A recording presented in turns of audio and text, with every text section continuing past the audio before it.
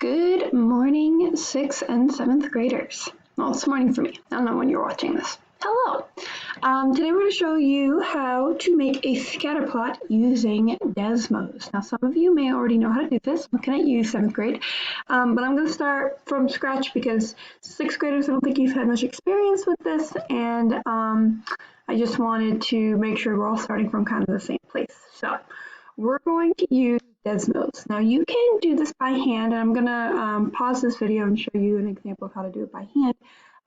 But I want to start with Desmos because I think a lot of you are going to find that most easily accessible, and that way you don't have to take pictures of it. So we're going to start by going to the website Desmos. Desmos is desmos.com. When you get here, I think some of you may have recognized this website. You're just going to go ahead and hit the red Start Graphing button. Okay, so mine starts with showing us the home screen, which is like if I was to drag this over, a home button would show up, and if I hit home, it brings me back to here as the default setting. And then over here, this is where I could plug in equations that would build graphs. Now, I'm just going to minimize this real quick to talk about this. So on this graph, we have our y-axis, which is our vertical axis. We have the x-axis, which is our horizontal axis. When we are building a scatter plot, we are only going to be talking about positive values, because when the data you'll be collecting today, there's not going to be any negative values that you're going to be collecting. So we only care about quadrant 1, which is where I'm moving us right now. This is quadrant 1. Quadrant 1 only has positive values, positive y's and positive x's. All the other quadrants have negative values, and we're not going to look at those today. So we only care about this area. So I'm just going to move it up to kind of be where I need to be. Now, an interesting thing has kind of developed here, and I'm going to move my bubble over here. I have a lot of x values. My x values go all the way up to almost 16, but my y values only go up to like 7. And I don't know if that's going to be a really good representation of my data. Also, maybe if you're going to be like asking questions like, how old are you? 7 is probably not going to be the response that you're going to get. So to change that, over here on the side is the graph settings. It looks like a wrench. You're going to hit the wrench. The wrench is now going to change our axes. Now, there's a lot of cool things that we can do here, a lot of advanced mathematics that I'm not even really certain do, and that's like this stuff, and we're going to ignore this stuff. We're going to come down here to the y-axis and the x-axis. Now we can add labels here. So let's say we're going to compare, I should have picked something before I started this video. Sorry, let's just do age and height. So I'm going to make the x-axis the age and the y-axis the height. Now the reason I'm doing that is because I have a hunch that the y-axis is going to depend on the x-axis, and always the y depends on the x. That's because the y is the dependent variable, x is the independent variable. That's stuff that 7th graders should be like, oh yeah, I know about that, and 6th graders, it's okay, we're getting to it next year. So I want to put them in order of, well, which one do I think depends on the other? That's typically how we see graphs.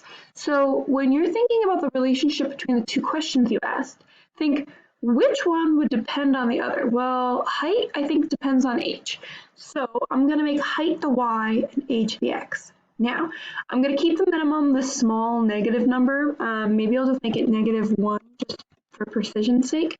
My x is age, so I need to go up kind of high. So I think, maybe I might send this off to some seniors. I don't know if we are, but just in case, let's include them. I'm going to go up to 19, just in case. Okay, x-axis. Well, if I'm going to be measuring in inches here, because it's hard to do feet and inches, so I'm just going to ask everybody in inches. We're not going to have anybody down at 0, right? We're not even going to have anybody down at 12. That's a foot tall. Probably not even at 24. So some of us might need to put a break in our graph. Unfortunately, I'm not going to do that here on Desmos, so a lot of our data is going to be up kind of higher, but that's okay. I'm going to say that 60 is 5 feet, 72 is 6 feet. I don't know many people in our school that are much higher than 6 feet tall. So 72, which is 6 feet, I'm going to let us go to 80. That's 6'8". I think that's a pretty good cap. Okay, so there's my graph, and I'm just gonna go ahead and click into it. Here we go. Okay, so I'm I'm so sorry about that. So the Y is a little hard to see, so I'm just gonna, the X I mean is a little hard to see, so I'm just gonna pull it down here. You can see height. Oh no, what did I just do? Oh boy. Pause. Sorry. Here we go. Okay. Now I can zoom back in. You see height over here? You see age here? And this graph looks pretty good. I zoomed way, way out more than I needed to. So I'm gonna just kind of come over here and I'm just gonna zoom in. Here's another way to zoom in if you don't trust your mouse pad, which I clearly don't. Okay, I think this is a really good screen. Now I'm gonna come back over here and pop back out the equation bar. And I'm going to click the plus button. And the plus button will give me all of these options to put into my equation.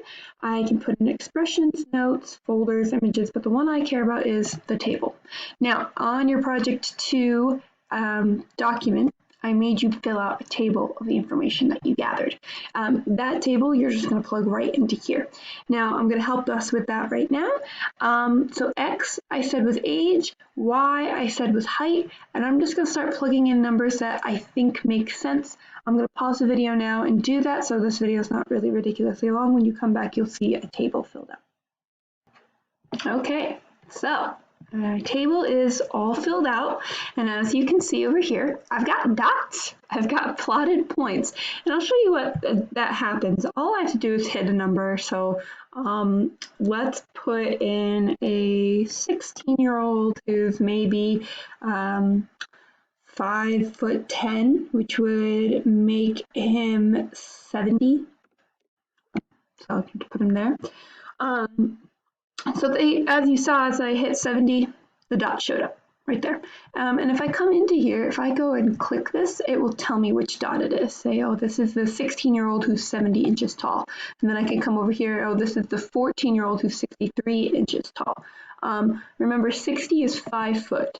So if 60 is 5 feet tall, 61 would be 5'1", 62 would be 5'2", and so on and so on. Okay, I've got a lot of people in the 5 foot area, so I've got some few shorties over here. This person, 12 years old. He's going to be 4 feet and I think like 3 inches. So this is a very, very short person, which is okay. We just have an outlier. That's fine. So this is how you make a scatter plot. I've got my table here. I've got this. Now, there's 2 ways that you can now submit this scatter plot. One way is that you can title it. You can just title it the, I don't know, part 2. Okay. And then you can save it. And as soon as I titled it, it automatically saved. I have a Desmos account. Some of you might have one. It's free to make. Just remember, don't give too much information. And once you have this Desmos account, you can save it and then send me the link right there. If you copy this and send it to me, if you have an account, I can find it. If you don't have an account and you send me this link, I find nothing. So please only do it if you have an account. I clearly do because you can see my name right there. Another way that you can do this is you can take a picture of the screen. You do that by hitting Control P. I wonder if I can do that here. So if I hit Control P, I can print this page, and instead of printing it, I save it as a PDF, and saving it as a PDF will then automatically download it, and I'll see the download down here. So I can also change it to landscape, and I think if I change it to landscape, I might, oh, I was hoping you'd see the table. That's okay. I don't need to see your table because you should have already built it in the Word document. I really just care about the scatter plot. Okay, and the cool thing about this, I can see the height, I can see the age, so you have your labeled axes, it's going up at the rate that I need to go at. It looks beautiful, and you go ahead and you hit save. And I'll bring it up in here, I'll save it as part 2, and oh, it doesn't download there. Okay, that's fine, I know it's saved in my box. Okay, so that is how you use Desmos to make a scatter plot. Because I'm already at like 10 minutes, I don't want to add on to this by showing you how to do it in hand. But I'll make another video, I think, to show you how to do it by hand, just in case. And then in that video, maybe I'll talk a little bit more about how to analyze scatter plots and how we can talk about things being skewed and outliers and correlations. So look for that video, which I'll make in a little bit. And then other than that, thanks so much for watching this. I hope I see lots of scatter plots on Desmos because it's a great tool and you should learn how to use it. So thank you guys. I'll talk to you later.